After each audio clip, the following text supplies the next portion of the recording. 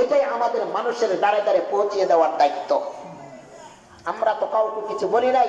ও মুসলমান, শুধু মসজিদ গুলো নয়, ঘরের মাদ্রাসা গুলো পর্যন্ত বন্দি করে দেওয়া হয়েছিল, স্কুল কলেজ পর্যন্ত বন্ধ করে দেওয়া হয়েছিল, বাচ্চাদের শিক্ষা বন্ধ করে দেওয়া হয়েছিল।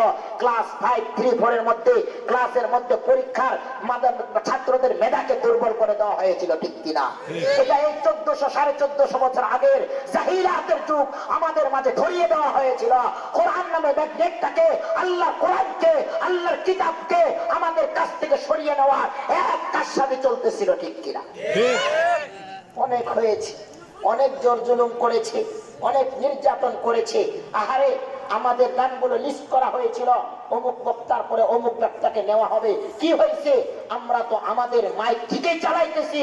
যারা লিস্ট করেছে, এই লিস্টকারীরা কই? আজকে বাংলার জমিনে নাই, আর ঠাই কখনো পাবে না, ঠিক কিনা? আমাদের দাওয়াত তো চলতে আছে, আমাদের এলান তো চলতে আছে।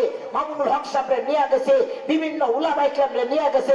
মামুনুল হক সাহেব তো বাংলার জমিন থেকে পালাই নাই, আজও পর্যন্ত মামুনুল হক সাহেব আছে।